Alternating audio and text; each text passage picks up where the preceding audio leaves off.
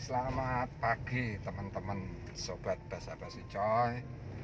Saat ini sedang OTW on the OTW on the way. Kita mau menuju ke Pule Sarangporang, ke Sarangporang. Desanya di mana, Pak? Irisan. Desa Tirisan.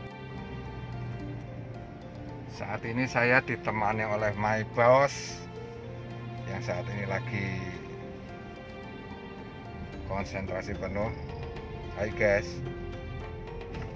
Oke.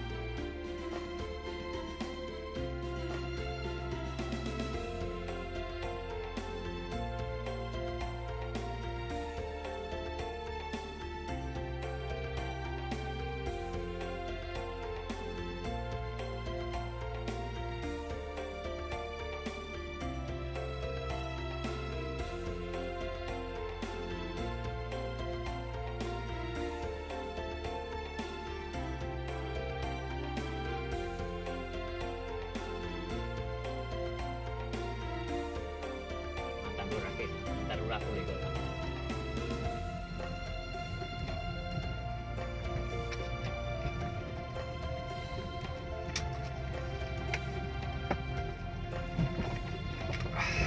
Cukup menanjak dan curam.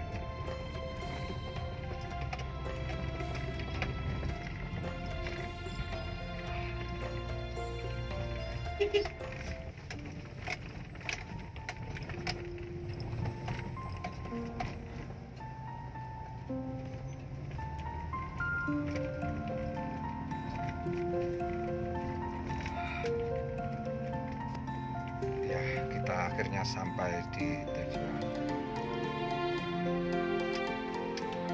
Itu bendaharanya.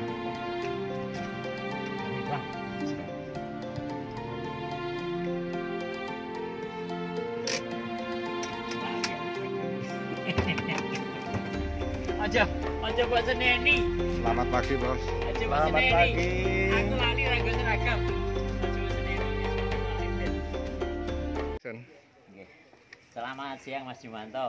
Ini saya ingin memiliki cerita tentang salah satu produk porang, yang mana porang-porang yang akan kita tampilkan atau kita perkenalkan kepada masyarakat, khususnya masyarakat Trenggalek, itu tentunya harus memiliki salah satu bentuk kualitas. Ya, kita mengenal juga kualitas porang yang dari luar Jawa, dari NTT, dari Kalimantan, dari Makassar. Kalau menurut panjenengan Mas Jumanto, itu kita harus bagaimana mensiasati datangnya bibit-bibit yang dari luar ini? Ya, terima kasih Pak Joko. Yang pertama terkait porang, ini yang pengembangan porang itu yang perlu dilihat pertama adalah bibit. Bibit ini sangat penting dikarenakan jika bibitnya salah, otomatis dalam penanam tidak akan tumbuh. Yang pertama, bibit katak yang bagus itu adalah bibit katak yang sudah terjadi karena ripah, bukan karena seperti ini nanti dipoteli, itu bukan, tapi seperti ini yang kataknya sudah ripah dan ini sudah potel sendiri ke bawah. Jadi kalau ini sudah ripah tapi kalau dipoteli ini bibitnya bukan bagus, tapi nanti ada luka dan itu tidak akan menjadikan katak ini tumbuh sempurna. Jadi untuk memilih bibit yang pertama adalah bibit yang dia jatuh sendiri tanpa ada rekayasa dari yang lain. Itu yang pertama. Yang kedua, kalau benihnya dari luar itu bisa dicek itu dari ujungnya, apa itu ujungnya umpamanya dipotong gini, dari ujungnya ini kalau dia itu tidak bagus, ini luka, ada lukanya, terjadi luka. Tapi kalau nanti lipas sendiri dan lepas sendiri, ini bentuknya kayak ada gerigih-gerigihnya, itu lincip gitu ya, lincip. Itu yang katak yang bagus untuk menyeleksi katak ini bagus atau tidak. Itu yang penting. Kalau katak yang dari luar Jawa kayak di NTT dan di Kalimantan, mungkin petani perlu mendeteksi itu panennya bulan apa kataknya. Umpamanya kok panennya itu bulan Februari, kemungkinan cara memanennya itu dipaksakan atau diripahkan sendiri gitu. Contoh misal dipocok, itu tidak boleh. Jadi harus, karena ini punya masa yang harus potel sendiri, ini yang penting yang perlu diketahui oleh para petani. Itu. Jadi kalau menyeleksi benih, jangan beli benih yang sembarangan agar petani tidak rugi. Mungkin bisa lewat asosiasi yang jelas, lewat kelompok yang jelas yang sudah tahu sumber benihnya. Seleksi sumber benih itu sangat penting. Gitu, Pak. Ya, ini Mas. Ini kan di Jawa Timur khususnya, ini sudah ada pembibitan benih porang Madiun 1. Ya mungkin Mas Darmanto bisa menjelaskan lah sedikit nanti sebagai bahan untuk para petani yang ada di Kabupaten Trenggalek. Ya, terima kasih. Jadi sesuai dengan peraturan Kementan bahwa varietas yang sudah disahkan, yang sudah keluar itu adalah varietas Madiun 1. Sesuai instruksi dari Kementerian Pertanian. Dan saat ini yang sudah mengajukan sertifikasi itu di Madiun ada namanya Poporindo, Persatuan Perkumpulan Petani Porang Indonesia. Itu adalah petani-petani porang yang berada di LMDA yang bergabung menjadi satu, yang mengajukan sertifikasi benih Madiun 1 kurang lebih 2070 hektar. Nah itu nanti insya Allah itu pasti dijamin benihnya berkualitas dan dipanen pada saat yang tepat. Itu, Pak. Ya, terima kasih Pak Jar atas penjelasan tentang katak yang berkualitas yang dikeluarkan oleh Madiun 1. Terus ini mungkin menjadi bahan juga bagi petani yang mungkin belum memahami betul tentang proses pemupukan.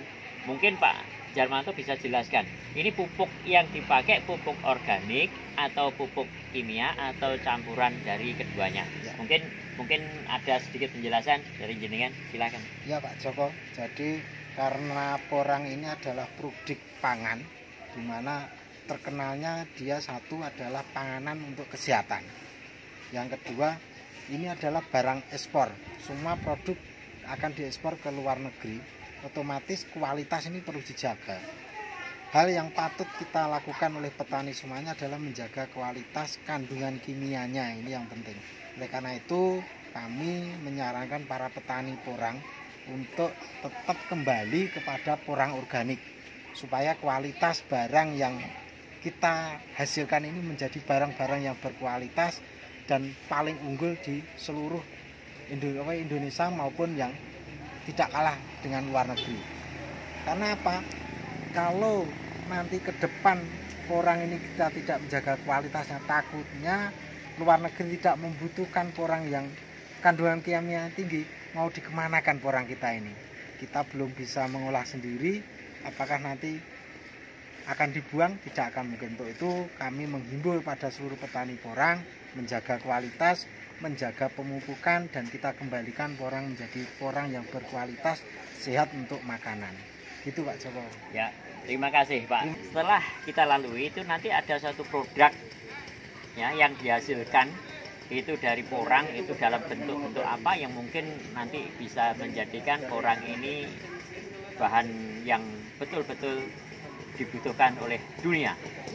Masih ini yang sangat penting Pak Joko, bahwa saat ini Indonesia itu penyedia bahan baku porang yang terbanyak seluruh dunia.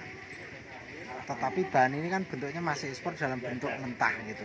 Untuk itu ke depan pemerintah, kelompok ini harus bisa bersatu dan perusahaan itu bisa menciptakan produk. Saat ini sudah ada produk porang, yaitu ada beras porang, mie shirataki atau gonjak, itu yang saat ini sudah mulai dinikmati, dipesan oleh warga Indonesia, terutama yang di Jakarta, karena ini sangat baik untuk kesehatan.